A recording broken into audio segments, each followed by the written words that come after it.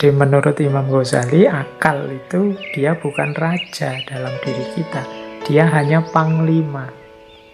Rajanya itu kolbu.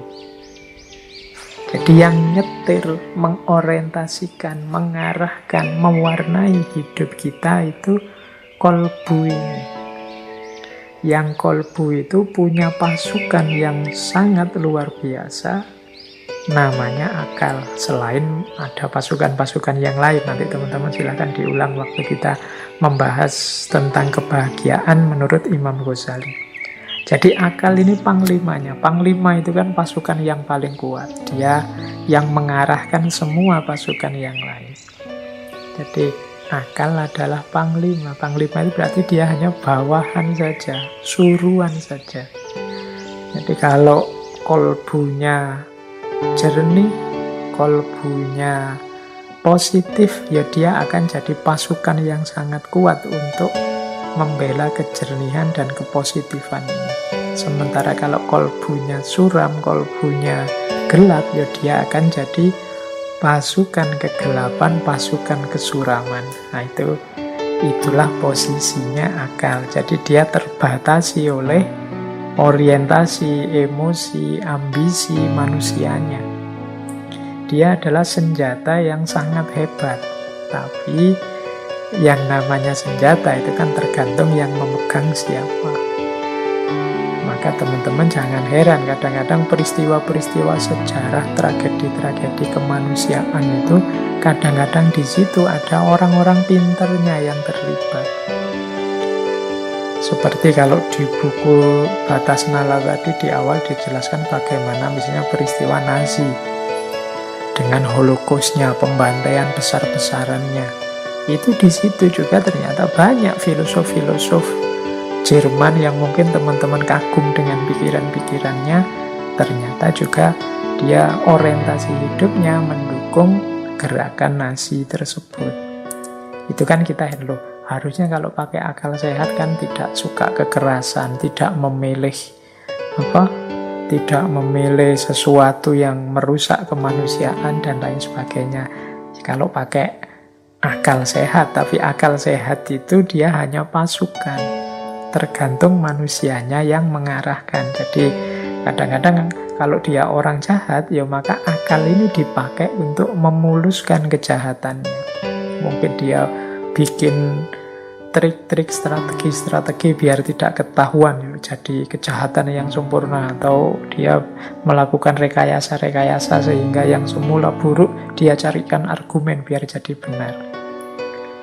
Nah, jadi maka ternyata kuncinya diri itu tidak pada akal, meskipun dia sangat penting. Orang tidak boleh tidak pakai akal ya. Kalau itu kayak seperti analoginya Imam Ghazali tadi, berarti orang yang tidak pakai akal itu ya kayak kerajaan ada rajanya tapi dia tidak punya panglima perang, dia tidak tangguh, tidak kuat, mudah kalah. Demikian juga orang yang anti nalar, anti akal, tidak mau menggunakan akalnya untuk hidup. Ya akhirnya kita kalah, wong tidak punya panglima.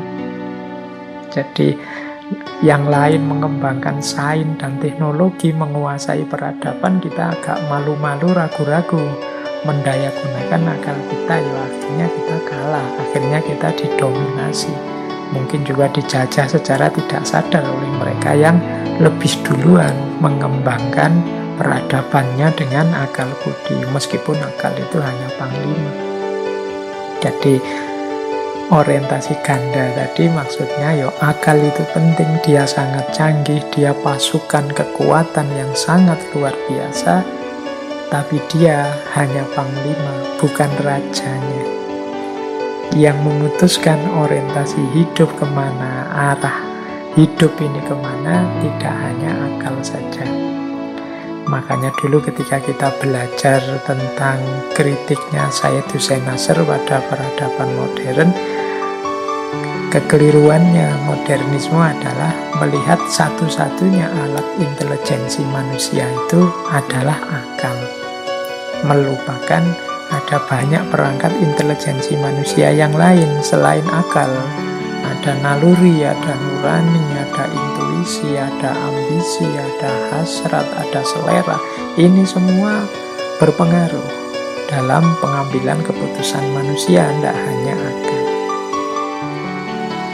Jadi yang pertama, kalau ada yang tanya batas nalar itu di mana, ya setidaknya akal atau nalar itu dia berposisi sebagai sarana atau alat saja, meskipun sangat penting.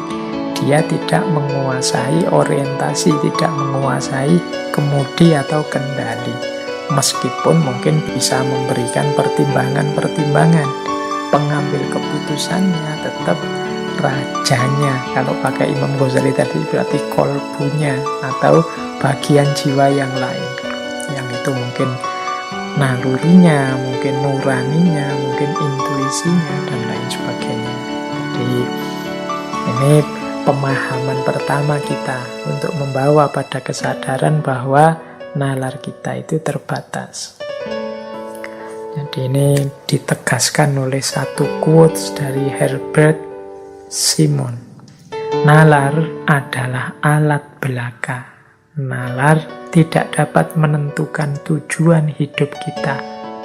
Paling jauh, ia hanya dapat memberitahu kita bagaimana caranya sampai ke sana.